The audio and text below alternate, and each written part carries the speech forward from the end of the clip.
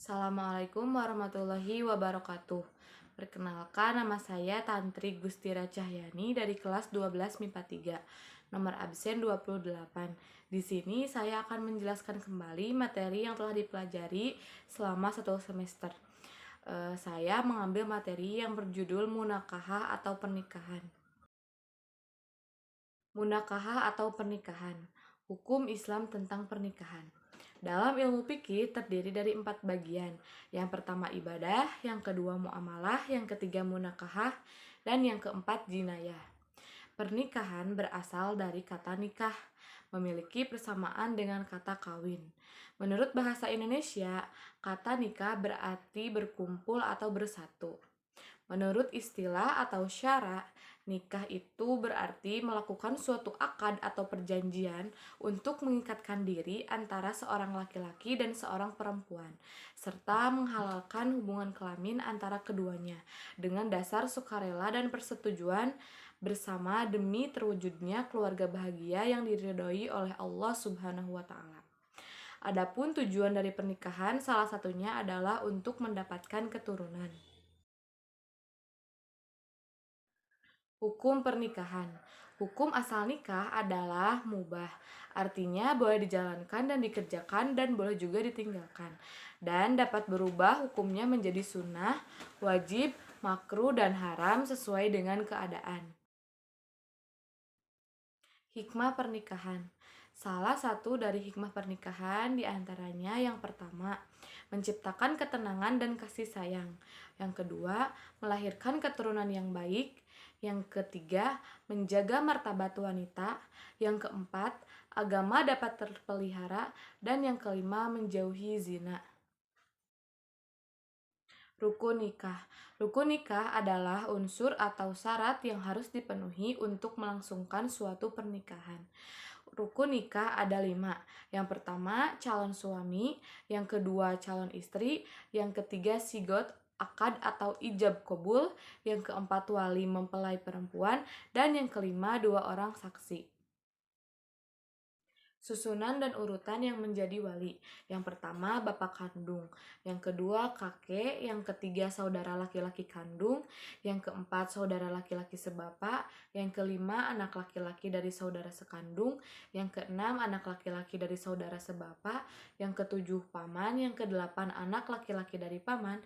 Dan yang kesembilan, wali hakim. Dalil nakli tentang pernikahan salah satunya ada di dalam Al-Quran surah An-Nur ayat 32. A'udzu billahi minasyaitonir rajim. Bismillahirrahmanirrahim. Wa ankihul ayama minkum wassalihina min ibadikum wa imaikum iyakunu fuqara ayughnihimullahu min fadlih wallahu wasi'un alim. Shadaqallahul adim, yang artinya, dan nikahlah orang-orang yang masih membujang di antara kamu, dan juga orang-orang yang layak menikah dari hamba-hamba sahayamu yang laki-laki dan perempuan. Jika mereka miskin, Allah akan memberikan kemampuan kepada mereka dengan karunia-Nya. Dan Allah maha luas pemberiannya, maha mengetahui. Quran Surah An-Nur ayat 32. Selanjutnya yaitu sumpah-sumpah yang ada di dalam pernikahan. Yang pertama, ila. Ila adalah sumpah suami tidak mencampuri istri selama 4 bulan. Yang kedua, li'an. Li'an adalah perkataan suami menuduh istri berzina tanpa adanya bukti. Yang ketiga, zihar. Suami menyerupakan istri dengan ibunya. Yang keempat, khulu. Khulu adalah perceraian karena kemauan istri. Yang kelima, pasah. Pasah adalah perceraian dengan merusak hubungan baik. Yang keenam, hadonah. Hadonah adalah mendidik anak sejak lahir sampai sanggup berdiri. Masa idah. Masa idah hanya terjadi untuk perempuan saja. Masa idah ada beberapa macam. Yang pertama, apabila perempuan tidak disentuh suaminya, maka masa idahnya adalah 0 hari atau tidak ada masa idah. Yang kedua, apabila perempuan yang ditinggal wafat suaminya, maka masa idahnya selama 4 bulan 10 hari. Yang ketiga, perempuan yang dicerai suami pada masa haid, masa idahnya selama 3 kali sucian.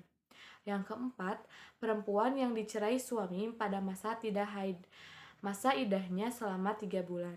Yang kelima, perempuan hamil dicerai suami, maka masa idahnya sampai melahirkan.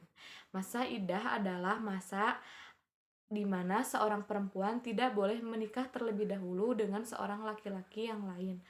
Harus menunggu masa idahnya selesai. Sekian yang bisa saya sampaikan. Mohon maaf apabila ada kesalahan. Terima kasih atas perhatiannya. Wassalamualaikum warahmatullahi wabarakatuh.